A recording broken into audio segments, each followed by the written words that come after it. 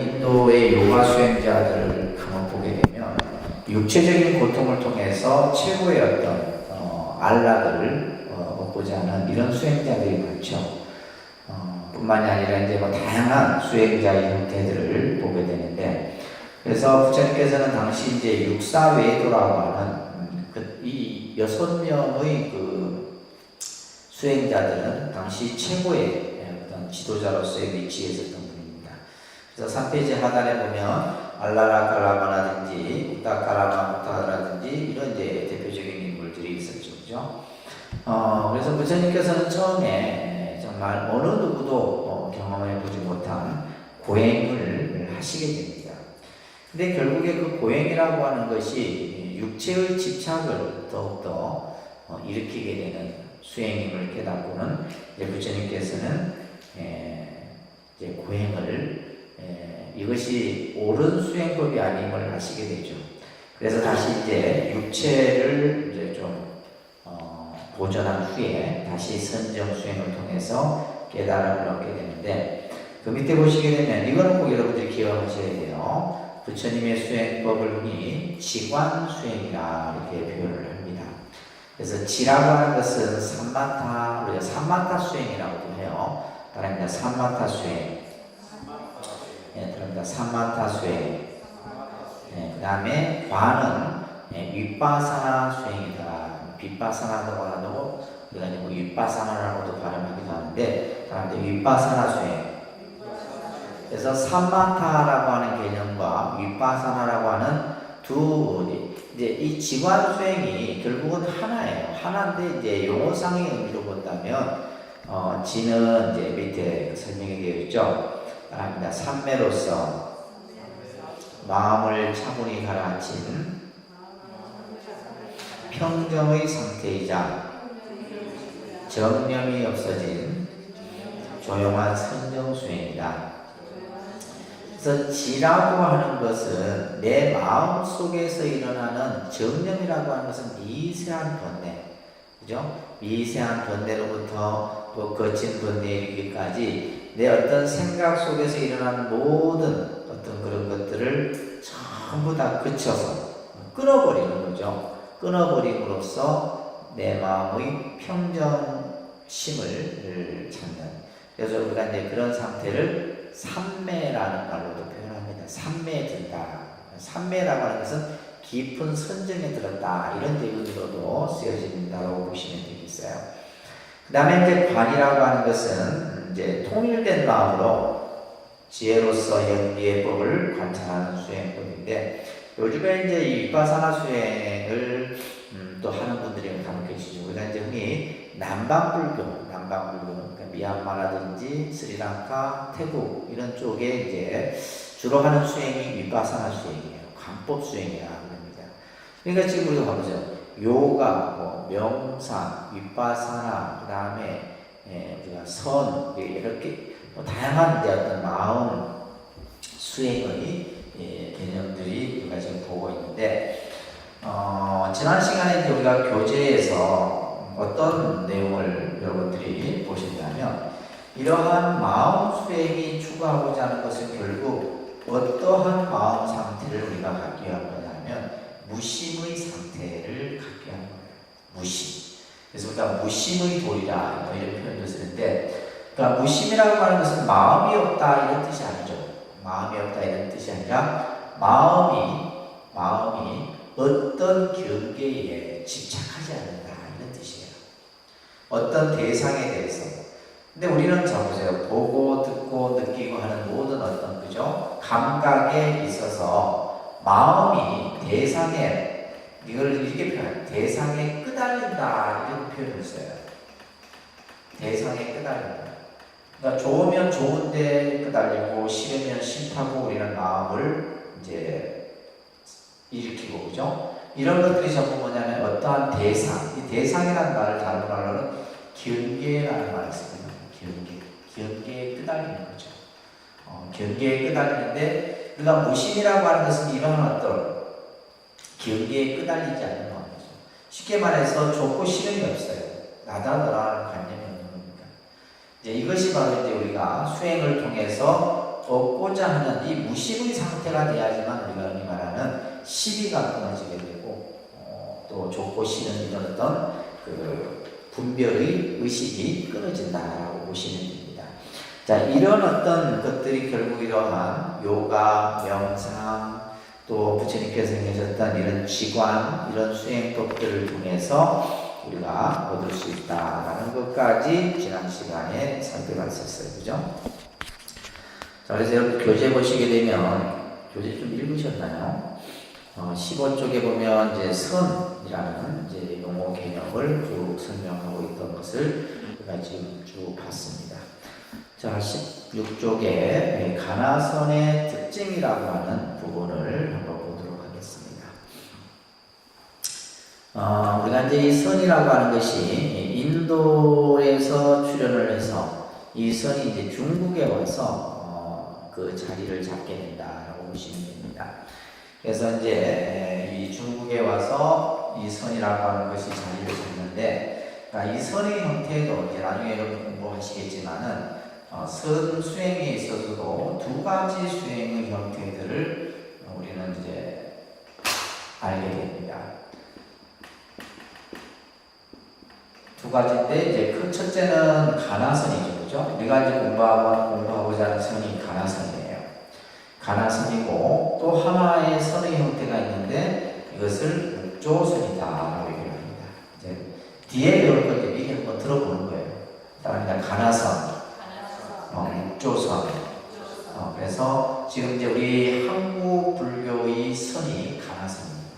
한국 불교의 선이 가나선이고, 일본에 보면 조동종이라고 하는 종파가 있어요. 일본에 이 조동종 같은 경우가 이제 이 묵조선에 해당이 되게 돼요.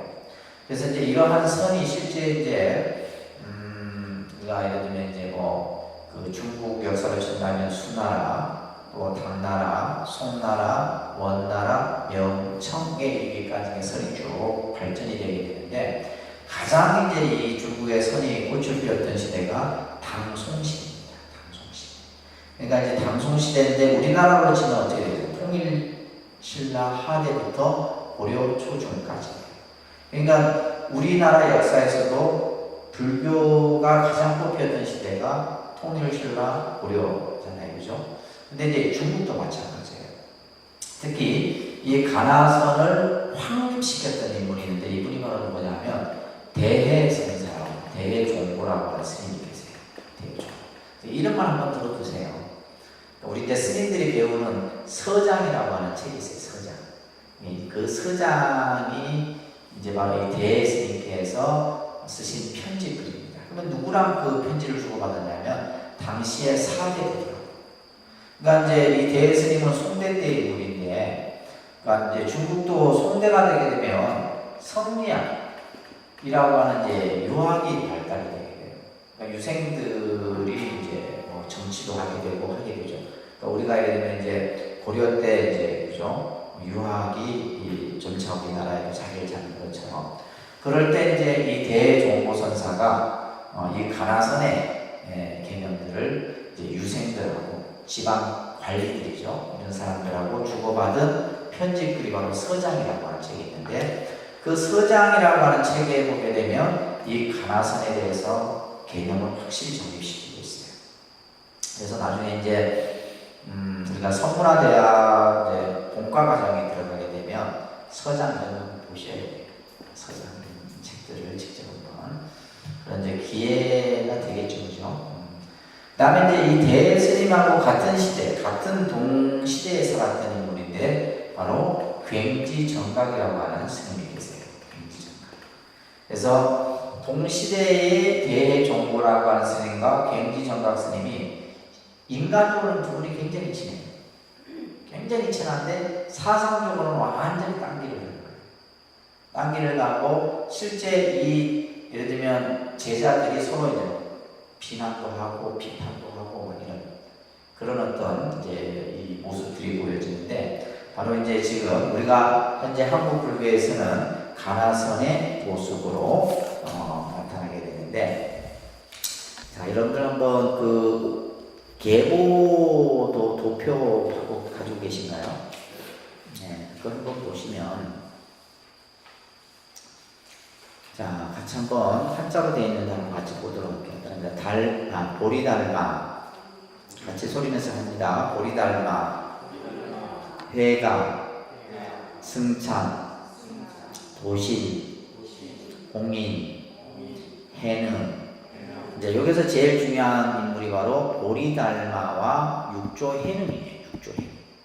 그래서 실제 선의 출발은 보리달마로부터 출발을 했지만은 이 중국의 선이 나름대로의 어떤 확고한 기틀을 잡게 된 것은 육조해능입니다.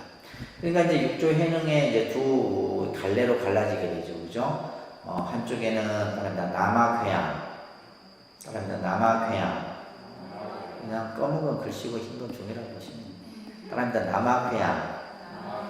밑에가 이제 청원행사예요. 청원행사. 그다음에 이제 남악회양의 제자가 뭐냐면 마조도일이라고 하는 스님이에요. 마조도일.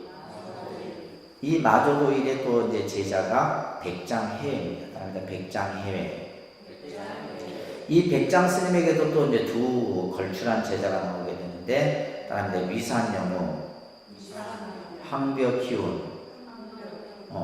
이러면서 쭉 해갖고 이제 유황종이라고 하는 종파가 만들어지게 되고, 그 밑에 이제 임재의원으로부터 무슨 종이 만들어져요? 임재종이 만들어지게 돼요.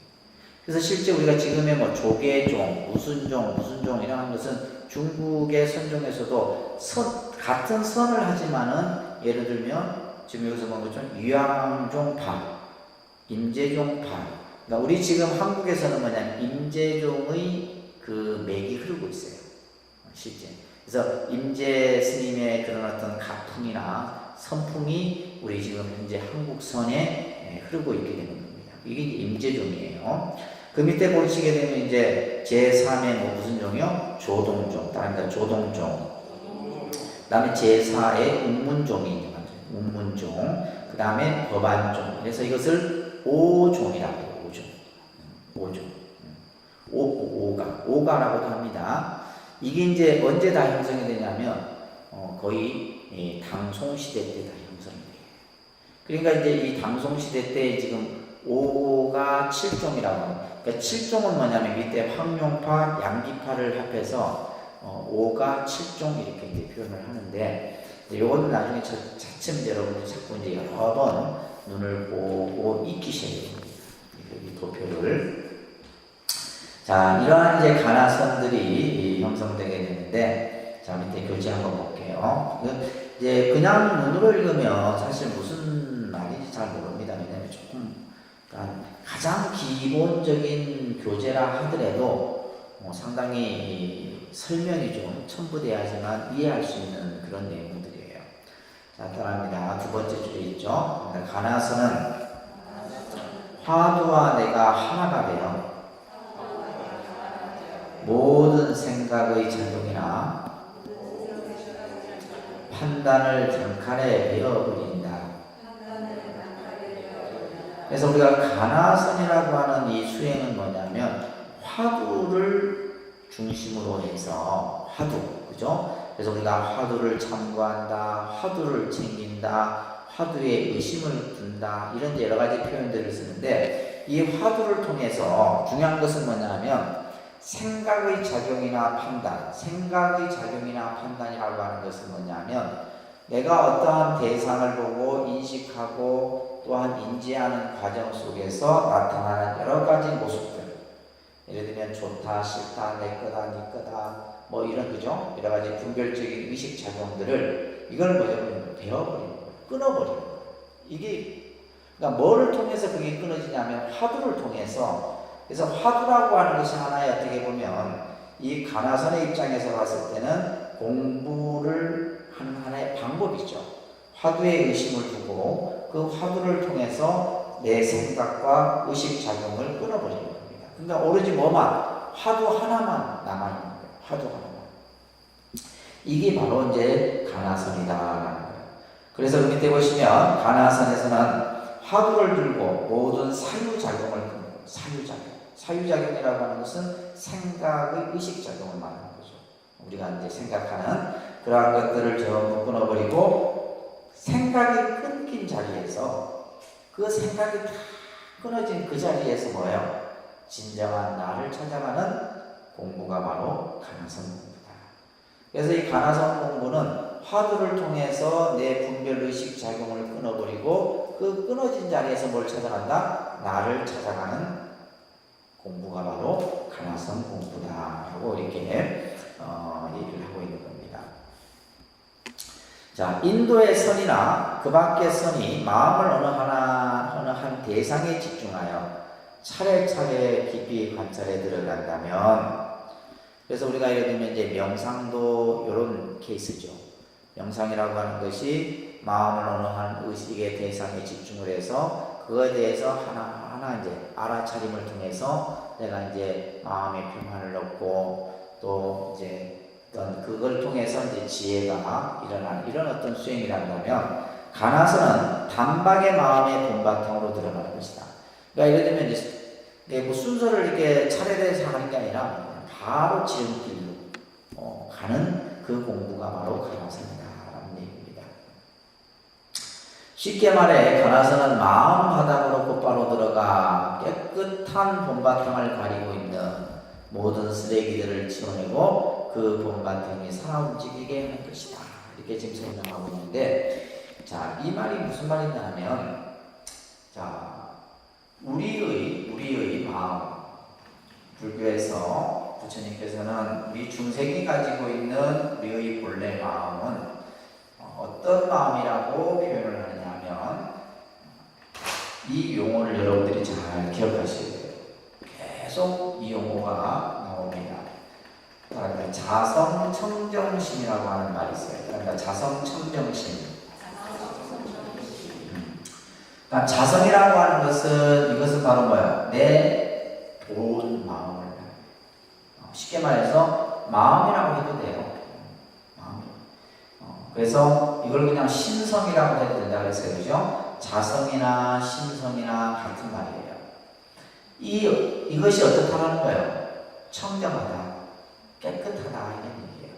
그러니까 이 말은 뭐냐면, 불교는 중생들의 마음을 선하다, 악하다, 선악의 개념으로 보지 않는다는 거예요. 그래서 우리가 예를 들면 뭐 인간은 본래 선하다, 선선설, 인간은 본래 악하다, 선악설, 뭐 이러는데 어떤 중국의 철학 사조가 있지만은 불교라는 종교는 인간의 본래 마음은 뭐예요? 청정한 그 마음자리에 뭐가 끼었다는 거예요? 뭐가 덮어 있는 거예요? 번뇌라고 하는, 이것을 여기서는 지금 쓰레기라는 데서 표현을 해놓고 있는데, 이 번뇌가 우리 마음을 덮고 있는 거예요. 이 마음을 덮고. 그렇기 때문에 우리는 뭐요? 내가 본래 청정하다라고 하는 사실을 알지 못하는 거예요. 그냥 나는 뭐예요? 그냥 중생이고, 그리고 내 생각 속에서 일으키는 그냥 번뇌 속에서 우리는 그냥 살아가는 거예요. 그런데 이제 이 선이라고 하는 것은 우리가 우리 마음이 본래 청정하다라고 하는 이 부분을 우리들에게 일깨워주고 있는 것입니다. 그 얘기를 지금 하고 있는 거예요. 그렇기 때문에 이 가나선은 밑에 두 번째 단락에 보시게 되면 그 깨달음을 어떻게 깨닫느냐라고 했을 때, 가나선의 깨달음을 우리가 흔히 도노사상이라 얘기합니다. 그러니까 도노라는 말도 여러분들이 잘 기억을 해 두셔야 되는 거예요. 그죠? 이 돈자는 몰록 돈자입니다. 단박에 몰록, 그냥 쉽게 말해서 뭐 그냥 번개불이 번쩍이는 그 순간을 얘기하는 거예요. 그러니까 우리가 예를 들면 어떤 사유를 통해서, 생각을 통해서 하나하나 이렇구나 이게 아니에요. 어느 날 그냥 문득 그냥 뇌리를 스치면서 깨닫는, 이것이 바로 도노의 개념입니다. 그래서 이 가나선은 도노의 개념, 그러니까 그 깨닫는데 그 깨달음이 어떤 깨달음이냐 했을 때 단박에 깨닫는 그 깨달음을 얘기합니다 라는 것을 얘기하고 있는 겁니다. 자, 이러한 데 가나선을 우리는 그냥 일반적으로 참선한다, 자선한다, 선을 한다 이렇게 표현을 하는 거예요. 참선한다, 자선한다, 선을 한다. 그랬을 때 이제 우리가 이 참선이라고 하는 것은, 참자는 들어갈 참자는 이렇게 지금 표현되어 있는데, 참고한다, 참고할 참자라고도 표현합니다. 참자를. 이 한자는 여러 뜻이, 그죠? 여러 뜻이 쓰여질 수 있죠. 그죠? 한자로. 그래서 우리가 예를 들면 뭐 참선 이렇게 했을 때 이 참자가 뭐냐면 참고한다. 참고한다라고 하는 것은 뭐냐면 깊이 들여다보는 거예요. 깊이 들여다보는 거. 그러니까 뭘 들여다보는 거예요? 이 선은 뭐라 그랬죠? 마음이라고 했어요. 그죠? 선심, 마음. 그러니까 내 마음자리를 깊이 참고하는 거. 이게 바로 참선이에요. 그러니까 이게 여기서는 지금 뭐냐면 선에 들어간다 해서 이제 참선이라는데 이거는 조금은 이제 아주 기초적인 개념에서 표현할 때는 이렇게도 쓰긴 씁니다. 들어갈 정자와 선이 합해진 말로서 선에 들어간다 이렇게 했는데, 다시 말해서 내 마음자리를 찾는 것, 이게 바로 뭐다? 참선이다 이렇게 보시면 됩니다. 이것을 닦는 것을 우리는 뭐라고 해요? 선수행이다 이 얘기를 하는 겁니다. 선수행. 자, 그래서 이제 그런 내용들이 설명이 되면서 그 다음 페이지 넘겨보시게 되면 선의 가치입니다. 자, 우리는 이러한 참선이라고 하는 것을 통해서 요즘에 이제 많은, 특히 이제 외국인들, 쉽게 말해서 유럽이나 서양인들이 선에 대한 관심이 더 많습니다. 왜냐하면 아직까지 우리나라는 먹고 사는데 급급하잖아요. 그러니까 쉽게 말해서 우리가 무슨 2만 불 시대에 들어가고, 그래도 아직까지는 우리는 어떻게 보면 유럽이나 이런 데 비해서는 어떤 정신적인 이 어떤 그 생각이나 이런 것들이 그 사람들하고 조금 다르죠. 그 사람들은 이미 이제 물질의 어떤 그 영역을 넘어서고 있는 거죠. 물질의 영역. 그러니까 먹고 사는데 별 걱정이 없는 거예요. 예를 들면 뭐 사회보장제도라든지 다 돼 있으니까. 그렇잖아요. 그죠? 근데 이 사람들이 추구하고자 하는 것은 정신세계예요. 그러면 우리가 흔히 말하는 기독교라는 사상을 가지고는 정신세계를 접근할 수가 없습니다. 기독교 가지고는. 그럼 이 사람들이 이제 관심 갖는 분야가 뭐냐면 명상, 아니면 또 뭐예요? 선이에요. 그래서 여러분들 특히 그 유럽인들에게 이제 가장 어떻게 보면 존경받는 대표적인 명상가가 틱나칸이라고 하는 스님이에요. 여러분들 틱나칸 스님 책 보셨는지 모르겠어요. 그죠? 틱나칸 스님 같은 경우는 이제 주로 프랑스 파리 쪽에 이제 자기의 그 어떤 수행 공동체를 만들고 있죠. 프롬빌리지라고 하는 그 수행 공동체를 운영하면서 거기에는 전부 유럽 사람들이고, 이분들이 이제 이 틱나칸 스님의 명상을 우리가 흔히 워킹 메디테이션, 걷기 명상이에요. 그러니까 쉽게 말해서 우리가 예를 들면 우리가 선을 하는 입장에서도 우리가 선을 하는 사람들도 뭘 해요? 걷기. 그러니까 그것을 우리가 흔히 말하는 행선이라고 표현합니다. 선에서는 행선. 그러니까 우리가 예를 들면 수행이라고 하는 것이 꼭 어떤 앉아있는 자세만 하는 것이 아니라 우리가 걸으면서 또 음악을 들으면서 누워서 모든 우리의 일상의 영역에서 그런 것들이 다 나타날 수가 있어요. 그래서 틱나칸 스님 같은 경우는 그 한 발 한 발 내디디면서 그것에서 뭔가 어떤 깨달음을 얻는 이런 어떤 수행 것들을 유럽인들에게 소개를 많이 했죠. 그 다음에 이제 또 일본의 유명한 그 선학자인 스즈키라고 하는 스즈키 박사. 이분 같은 경우는 이제 우리가 흔히 그러니까 서양의 젠이라고 하는 일본 말로는 선을 젠이라고 합니다. 이 젠을 보급시킨 분이 바로 스즈키 박사예요. 스즈키 다이세츠라고 하는 유명한 일본 학자입니다. 이 사람은 처음 이제 이 서구 사회에 선이라는 개념을 알게 돼요. 그래서 이제 실제 이제 지금은 많은 사람들이 이 선센터를 명상센터, 그러니까 이런 이제 그런 이 쉽게 말해서 언제든지 가서 내가 선을 하고 명상을 할 수 있는 이런 공간들이 많습니다. 굉장히 많습니다. 특히 이제 유럽 같은 데는 우리가 이제 우리나라는 뭐예요? 제일 많은 게 커피점이라잖아요. 그러니까 유럽 같은 데는 그만큼 많은 게 명상센터예요. 실질적으로 이 사람들은 점심시간에 예를 들어 50분이면 30분이면 가서 30분 동안 앉아서 명상을 하고 굉장히 우리가 생각하는 상상 이상입니다.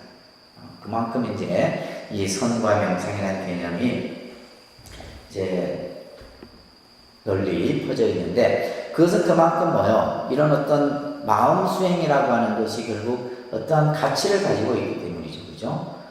여기서 이제 지금 교재에서도 얘기하고 있는 것처럼 선의 가치라고 하는 것은 한마디로 얘기하면 뭐다? 나를 찾는 것이다. 우리가 왜 선을 하느냐? 참 나를 찾기 위해서 한다. 이렇게 여러분들이 딱 그 어떤 방향과 목적을 분명히 딱 두셔야 돼요. 자, 나를 찾는다. 그러면 우리가 나가 우리가 여러분들 나를 찾는데 그 찾는 내가 누구예요? 네? 뭘 가지고 나를 찾는다 이렇게 우리가 얘기할 수 있을까? 이걸 이제 조금 설명을 하면 여러분들이 이제 불교 교리를 조금 이해를 하셔야 되는데 불교 교리를 조금 이해를 하셔야 돼요. 자, 우리가 보통 나라고 하는 것은 불교에서 우리가 나다라고 했을 때 이제 나자 한자를 쓰잖아요. 그죠? 이 나라고 하는 것은 온과 육군으로 이루어져 있어요. 그러니까 나를 구성하고 있는 것은 온, 육군. 온 설명하고 육군 설명하려면 또 오늘 다 해도 못합니다. 이제 또 들어두시면 돼요. 아셨죠? 그래서 나를 구성하고 있는 것은 뭐다? 온, 육군. 온은 뭐요? 여러분들 아까 색수상행식이죠. 색수상행식. 약간 반야신경이죠. 색수상행식이라고 하는 이제 우리가 이 온은 물질적인 것, 정신적인 것으로 구성되기 때문에 그리고 이 육군은 안이비설신이라고 하는 거죠. 6가지의 신체의 그런 어떤 구조로 이루어져 있는 것이 다예요. 그런데 이 온과 육군이라고 하는 것은 결국 나를 구성하고 있는 것이지만은 이것은 실제 있는 것이냐 라고 했을 때 부처님께서는 온은 뭐라 했어요? 다 없다고 했잖아요. 반야신경에서 온 개공이라 했죠. 그죠? 그 다음에 이 육군 12조 12 연기 이런 것도 다 부처님이 없다고 그랬거든요. 그래서 불교에서는 무아라는 개념이 교리적으로 설명이 되어져요.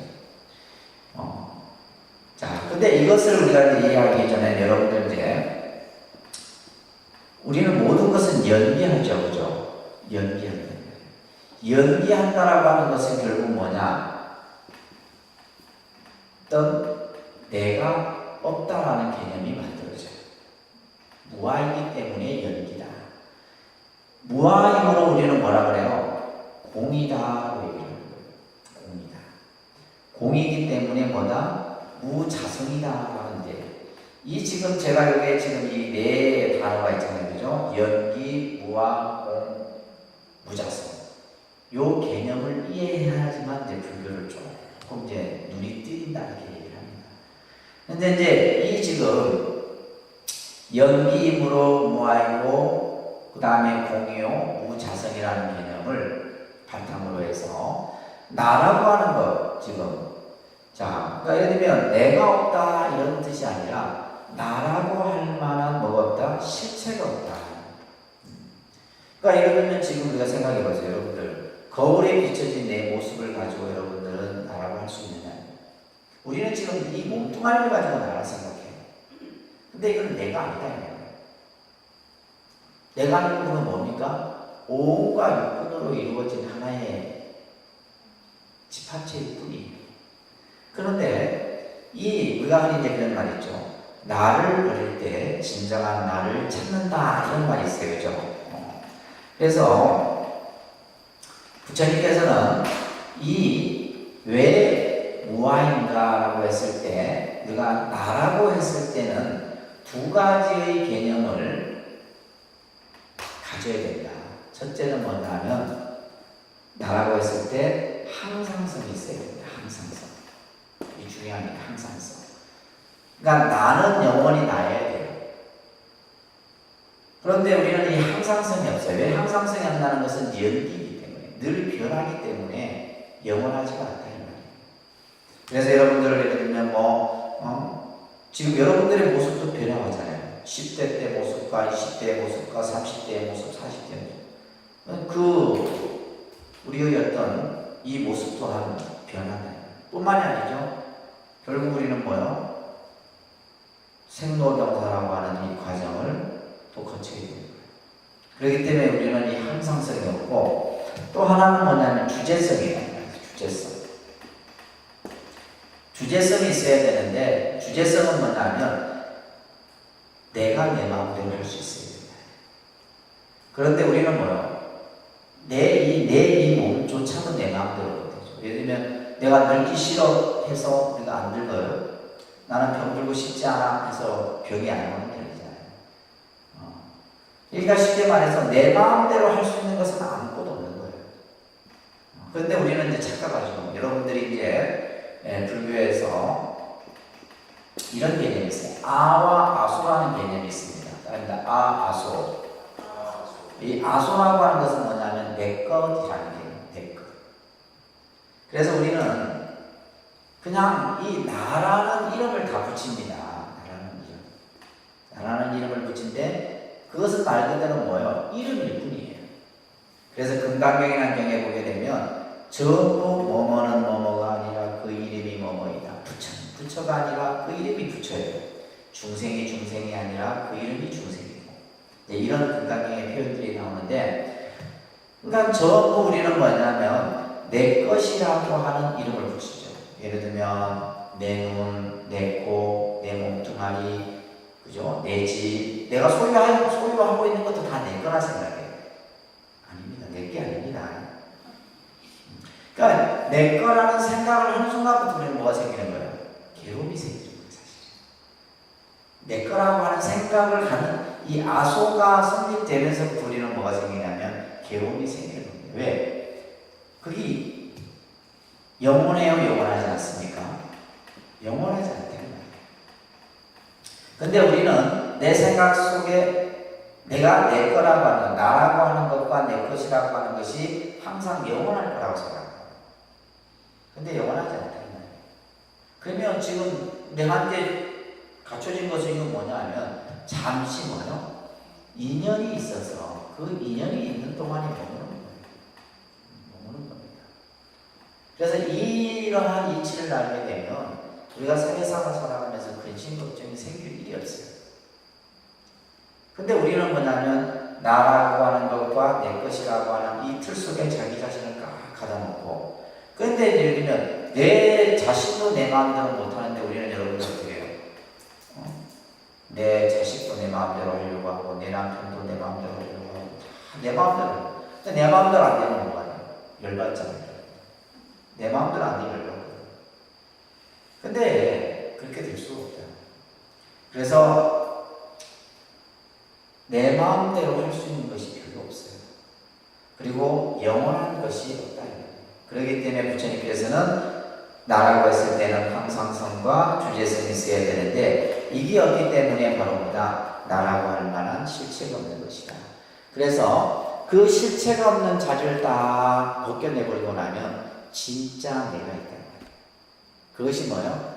자성이고 신성이고 본성이고 우리가 흔히 말하는 본래 명목이다. 이런 얘기예요. 그래서 우리가 한편으로 참 역설적이죠. 불교에서는 나를 버리라 해놓고 한편으로는 뭐예요? 진정한 나를 찾으라 하잖아요. 그러니까 나를 버리라 했을 때 여기 나는 뭐예요? 거짓된 나. 실체가 아닌 나를 버리라는 거예요. 그러면 나를 찾으라고 하는 것은 뭐예요? 진짜 불생불멸. 이것은 없어지는 것도 아니고 죽는 것도 아니고 다시 만들어지는 것도 아니에요. 본래 나한테 갖춰진 그 나를 찾으라는 겁니다. 무슨 말인지 아시겠죠?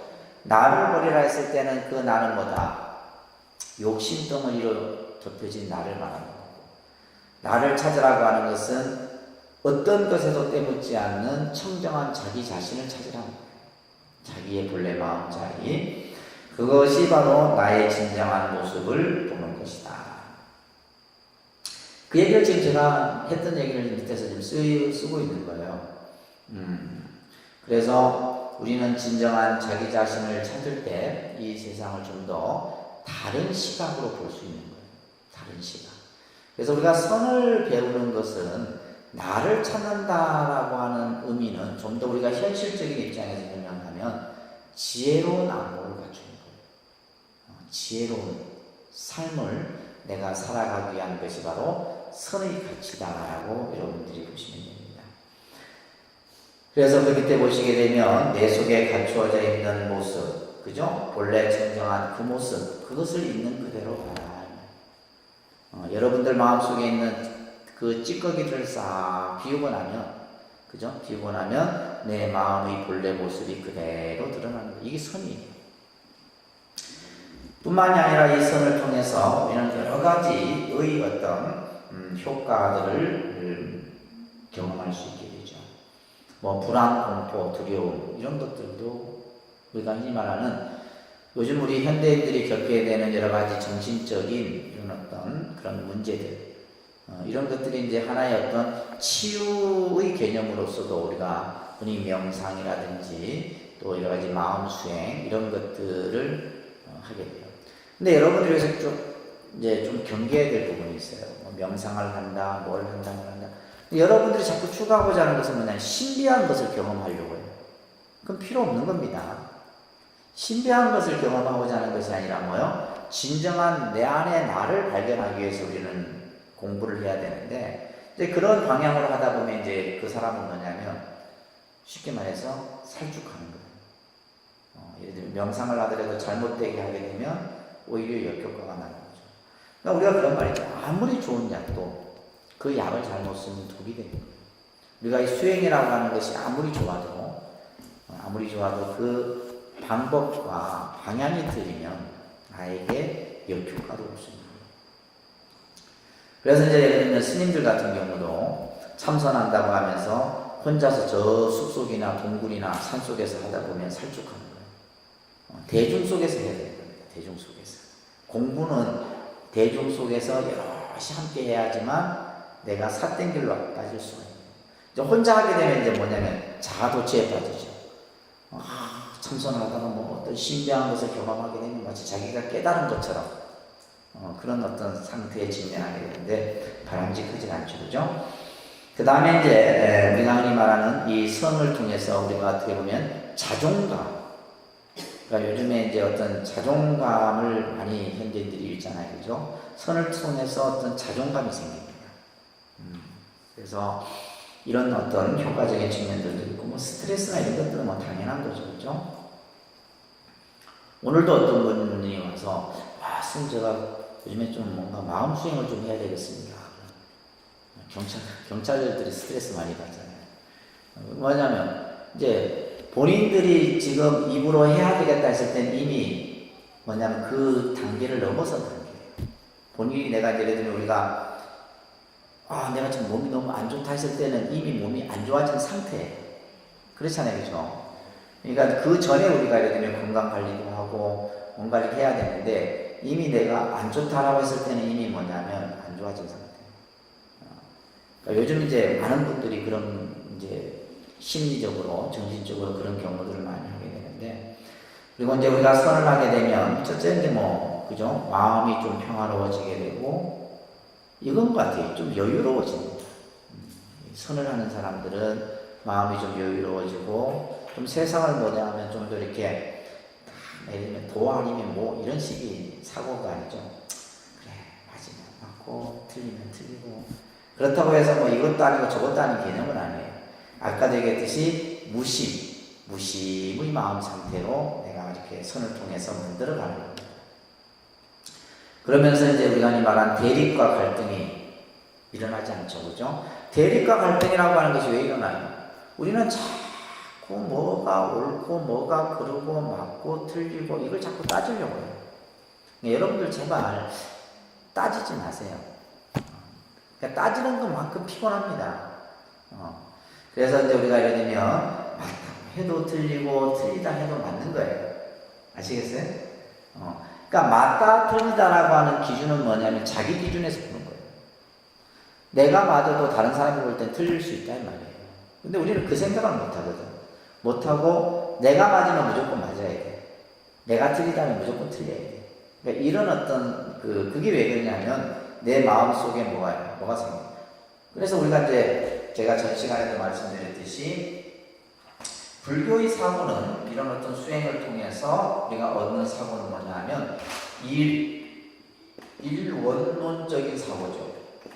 이론론적인 사고라고 하는 것은 말 그대로 뭐냐면 뭐가 나지 않는 거예요. 생각이 둥글둥글하다 이 말이에요.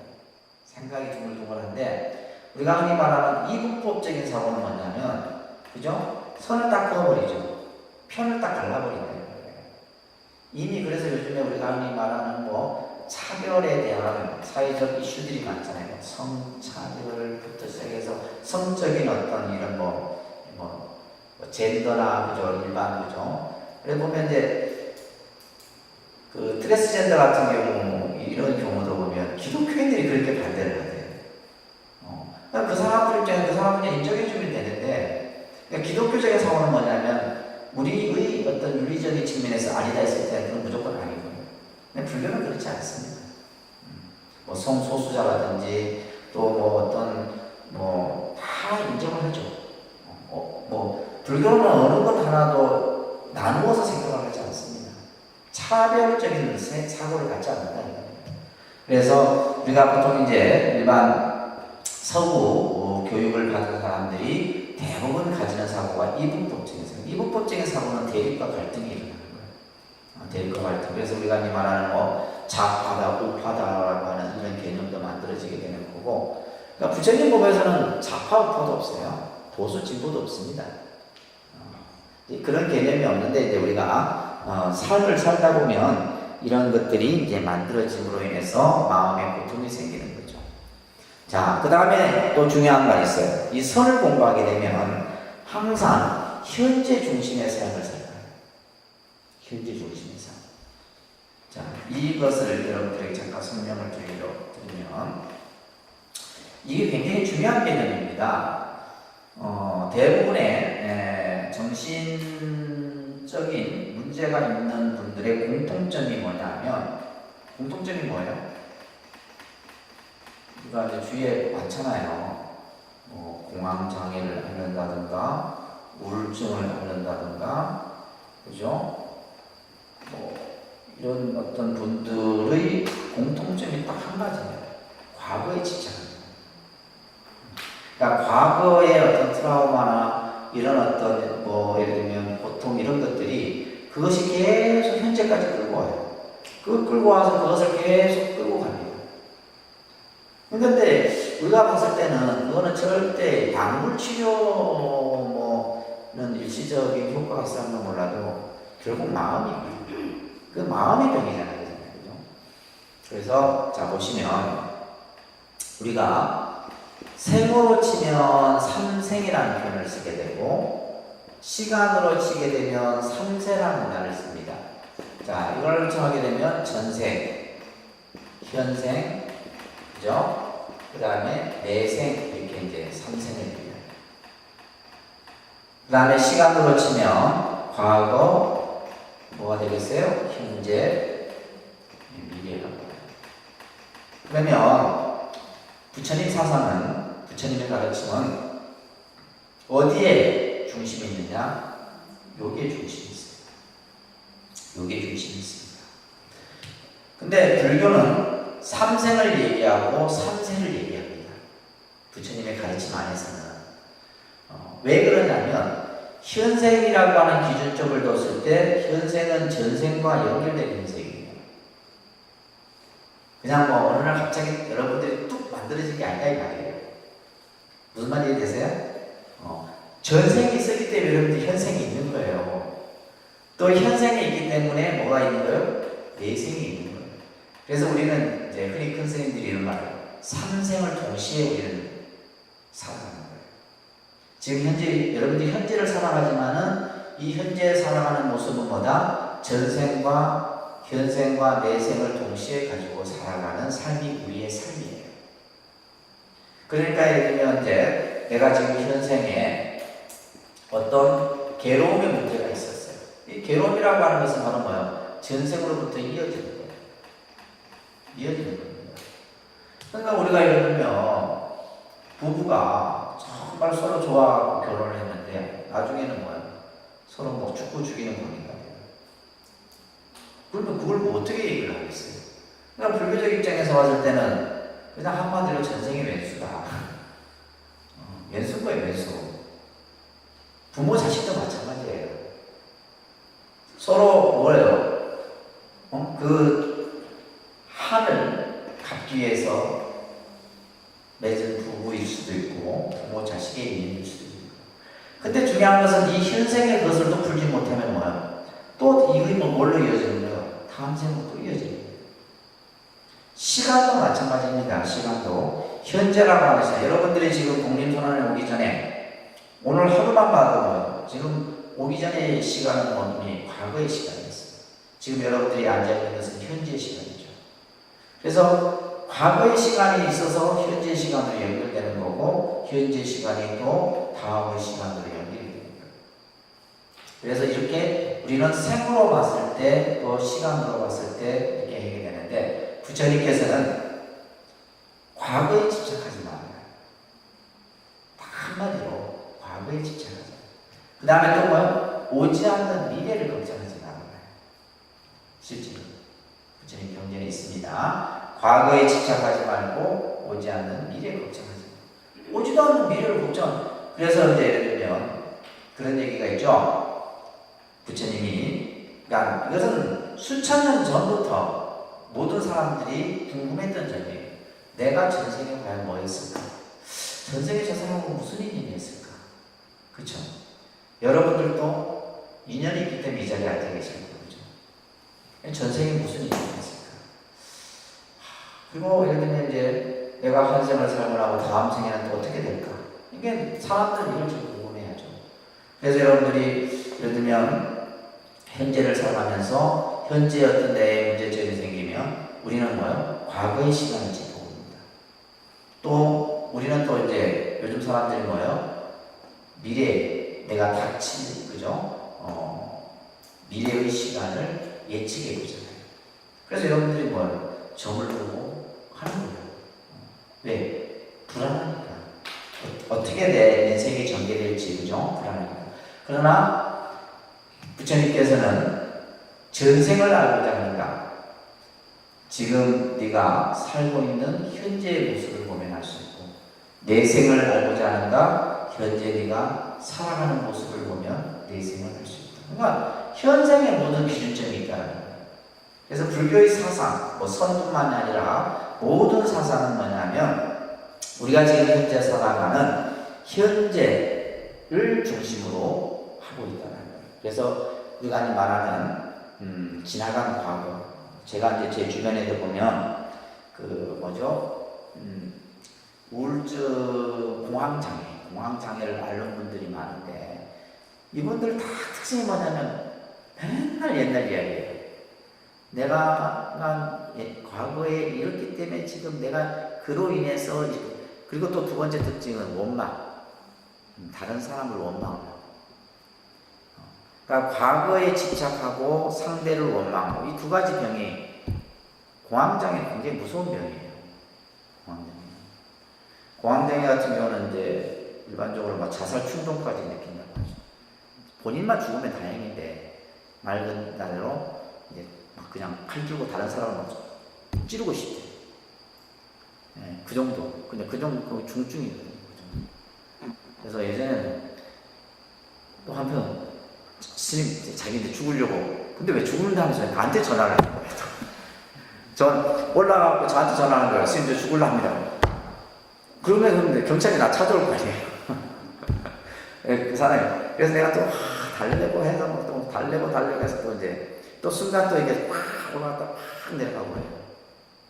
그래서 여러분들도 이제 이런 명상, 우리가 이제 좌선, 선을 통해서 이런 어떤 내 아픈 기억들, 이런 것들도 치유가 가능합니다. 다 마음이 만드는 거거든요. 그죠? 그리고 신신의 조화를 통해서 우리의 그 삶과 강한 정신력을 만들어주는 것이 바로 선입니다. 그래서 뭐 선에 대한 어떤 이런 효용과 가치는 이 지금 이게 지금 책에 적혀져 있는 이것만 봐도 대단하죠. 우리 지금 살아가는 현대사회에 있어서. 자, 두 번째 장을 한번 넘겨보시면 두 번째 장에 나는 누구인가 라는 주제입니다. 여러분들 이런 생각 해보신 적 있어요? 나는 누구인가? 나는 지금 어디로 가고 있는가? 그죠? 우리가 이제 나라고 하는, 그래서 우리가 이제 종교적 삶을 이렇게 좀 신앙을 갖고 있고 이런 분들이 그래도 이제 종교가 없는 분들하고 좀 다른 점이 뭐냐면 좀 생각이 뭔가 이렇게 어떤 자신의 어떤 삶의 문제를 좀 이렇게 한번 생각해보고 하는 이런 분들이 좀 있습니다. 그래서 우리가 이제 흔히 우리는 뭐요? 내가 누구인지도 모르고 우리는 한평생을 살아갑니다. 근데 우리는 마치 아까도 제가 언급했듯이 거울에 비춰진 지금 여러분들의 현재의 모습을 우리는 나라 생각하고 살아가는 거예요. 근데 여러분들 이제 죽고 나서 한 줌의 죄로 돌아왔을 때 그 죄를 가지고 나라 할 수 있나요? 그죠? 예를 들면 그 무덤을 가지고 그 무덤을 향해서 내라 할 수 있나요? 나라고 할 만한 것은 없다. 그런데 이 아까도 얘기했듯이 진정한 참 나가 있다는 거예요. 그리고 이제 실제 우리는 어디로부터 와서 어디로 가는지도 모르고 있는 거죠. 그래서 우리가 이제 화두 중에 이런 화두가 있어요. 요즘 이제 조계종 종종 큰 스님께서 우리 이제 스님들에게나 제가 신자들에게 던지는 화두입니다. 따라합니다. 부모미생전 여하시 본래 면목이고, 따라합니다. 부모미생전 여하시 본래 면목이고. 부모미생전이라는 말은 내가 이 세상에 태어나기 전에 이런 뜻이에요. 내가 이 몸을 받기 전에 나는 누구였는가? 그러니까 이 세상 내가 태어나기 전에 나는 누구였느냐? 이것이 화두입니다. 이것이 화두예요. 내가 이 몸을 받기 전에 나는 누구였는가? 그 나라고 하는 것이 과연 뭐냐? 자, 그 밑에 보시게 되면 아더 밀러의 셀러리맨의 죽음이라는 작품이 소개되고 있어요. 이 셀러리맨의 삶은 우리 현대인들의 삶을 그대로 표현해놓고 있습니다. 여러분들이 공부해서 직장을 얻고 뭐 결혼을 하고 아들 딸을 낳고 또 집안을 이루기 위해서 정말 앞만 보고 살아가잖아요. 근데 어느 점에 다다라서는 지금 내가 무엇을 했지?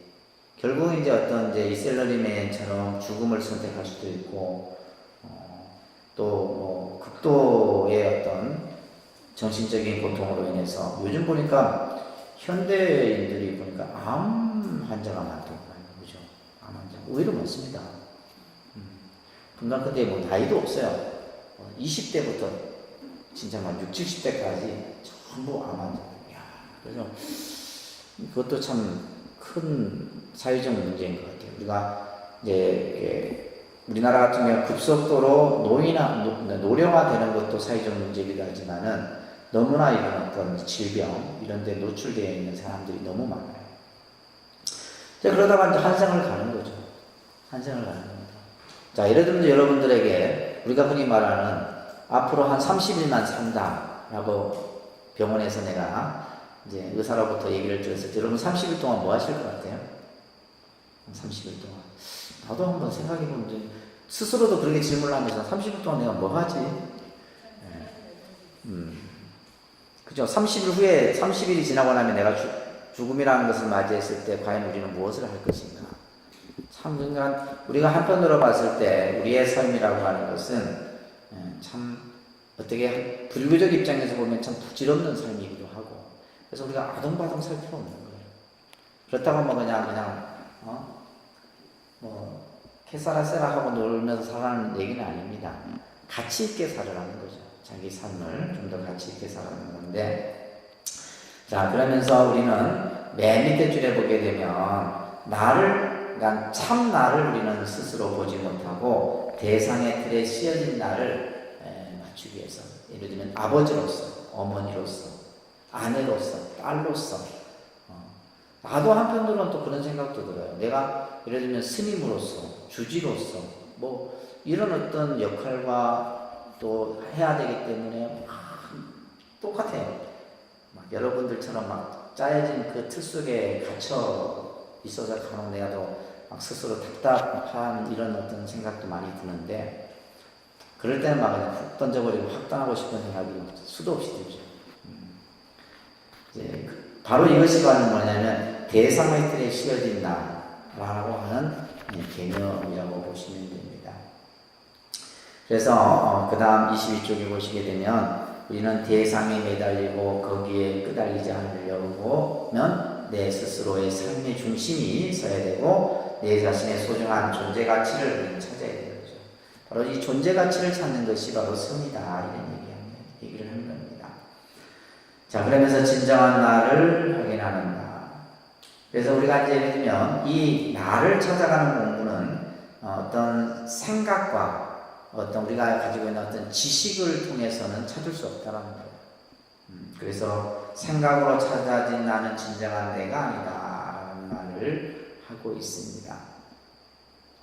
그래서 우리는 과연 무엇이 과연 나인가, 어떤 것이 참 나의 모습인가, 이런 것들을 다시 한번 생각해야 되고, 그래서 23쪽에 두 번째 단락에 보시게 되면 따라합니다. 무상하고 가변적인 나를 떠나서 진정한 나, 한계가 없으며 당당한 나를 찾는 것이 선이다. 그죠? 진짜 자기 자신을 찾는 것이 바로 이 선의 목적이라는 것입니다. 그래서 우리는 우리가 나라고 생각하는 것은 무상한 것이고 가변적인 것이에요. 그래서 아까도 얘기했듯이 항상성이 없고 주제성이 없다고 했잖아요. 그죠? 그래서 진정한 나를 찾는 것. 그래서 밑에 보시게 되면 진정한 나가 주인공이고 이것이 바로 본래 면목이다. 그러니까 본래 면목이라는 말이 있었죠. 그죠? 이 본래 면목이라고 하는 의미가 바로 진정한 나를 뜻하는 말이에요. 그래서 이것이 바로 우리가 이 선을 공부하는 이유다라는 겁니다.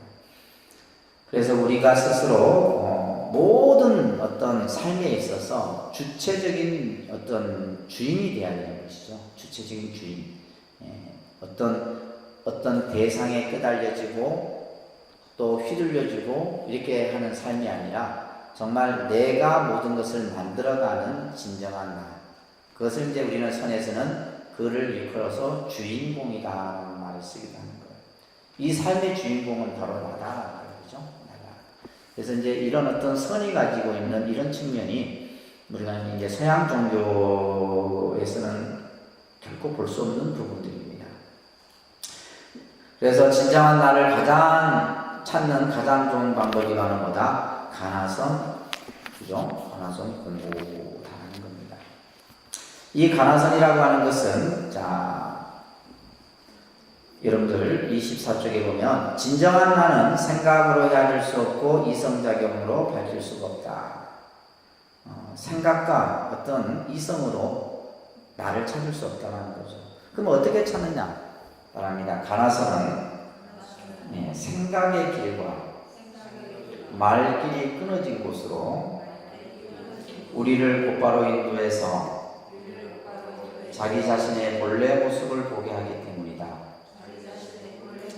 그래서 가나선은 생각의 길과 다시 말해서 말 길이 끊어진 자리예요. 이 말은 뭐냐면 생각으로 헤아릴 수 없고 언어나 문자로도 표현할 수 없는 거예요. 그래서 우리가 흔히 그런 말이 있죠. 도를 도라 하면 도가 아니다. 그러니까 우리가 예를 들면 마음이 뭐냐? 마음을 어떻게 표현할 수가 없다. 이게 답이에요. 마음이 예를 들면 우리가 어떤 이거다 저거다 이렇게 하는 것은 그것은 진정한 마음의 표현이 아니죠. 그래서 마음이라고 하는 것을 이름 붙일 수도 없고 그 마음이라고 하는 것은 형상도 없는 거예요. 그렇기 때문에 우리가 그 마음을 나눌 수가 없는 거예요. 그렇지만은 모든 것은 마음이 모든 것을 또한 만들어 간다는 사실은 우리는 알고 있죠. 그죠? 그래서 우리는 바로 이러한 선을 통해서 또 부처님의 가르침을 통해서 내가 본래 부처라는 말, 그러니까 내가 본래 부처. 이것을 본래 성불이라는 말로서 이제 표현하는데 내가 본래 부처다. 그래서 우리가 흔히 이제 우리가 흔히 중생이라 하지만은 우리는 중생이 아니라 내가 본래 부처. 그러니까 중생이지만은 이 중생 안에 뭐가 있다라는 거예요. 부처의 마음이 있다라는 거예요. 중생 안에 마음. 그래서 이제 이런 말이 있습니다. 부처의 마음 속에 중생이 있고 중생이 그 안에 들어가 있고 중생의 마음 속에 부처의 마음이 그 안에 들어가 있는 거죠. 근데 이제 우리는 본래 내가 부처인 줄 우리는 알지 못하죠. 내가 본래 부처라는 사실을 모릅니다. 그렇기 때문에 이제 여러분들 일상 본문 중에 보게 되면 가족도 부처요, 이웃도 부처요, 모든 사람이 다 부처다. 그래서 무학대사하고 이성계가 했던 말이 있잖아요. 부처의 눈으로 보면 모든 것이 다 부처로 보입니다. 그죠? 요즘엔 대지의 눈으로 보면 모든 게 다 대지로 보입니다.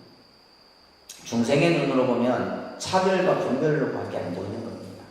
그래서 우리가 이제 이 선을 통해서 부처, 내가 본래 부처라는 사실을 우리는 스스로 확인해야 되는 거죠. 그래서 맨 하단에 보면 나를 확인하고 되돌아보고 자기 자신의 본래 모습을 찾아가는 사람들은 어떻게 살아갈 것인지.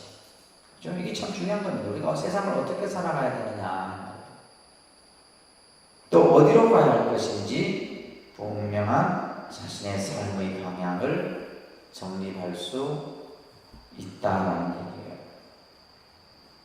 목표를 정하고 똑바로 걸어가는 사람은 방황하지 않는 거죠. 그래서 우리는 이 부처님의 선 공부를 통해서 여러분들이 자신의 삶의 방향, 이것을 스스로 만들어갈 수가 있는 겁니다. 나중에 뭐예요? 우리가 그랬잖아요. 한 생을 살아도 멋지게 잘 살았다. 라는 그런 어떤 삶을 우리가 만들어가야 되는 겁니다. 근데 우리가 생각했을 때 예를 들면 내가 자식을 출세시키고 예를 들면 내가 큰 아파트에 살고 이게 아무 가치 없는 거예요. 아무 쓸데없는 거예요. 그렇잖아요. 그죠? 중요한 것은 우리 스님들도 간혹 그런 생각을 합니다. 예를 들면 내가 큰 절을 짓고 예를 들면 신도를 많이 만들면 필요 없는 거예요. 내 공부는 내가 얼마큼 했느냐가 중요한 거예요.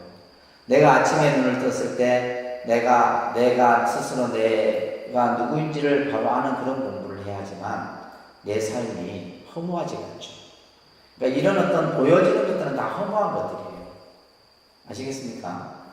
이게 다 보여지는 허무한 것. 그래서 우리는 이제 내 스스로도 이거는 내게 아니야. 내게 아니고 내 거라고 하는 정말 진짜 내 것을 찾는 이런 공부들이 바로 이 선을 통해서 우리는 만들어 갈 수 있다는 것을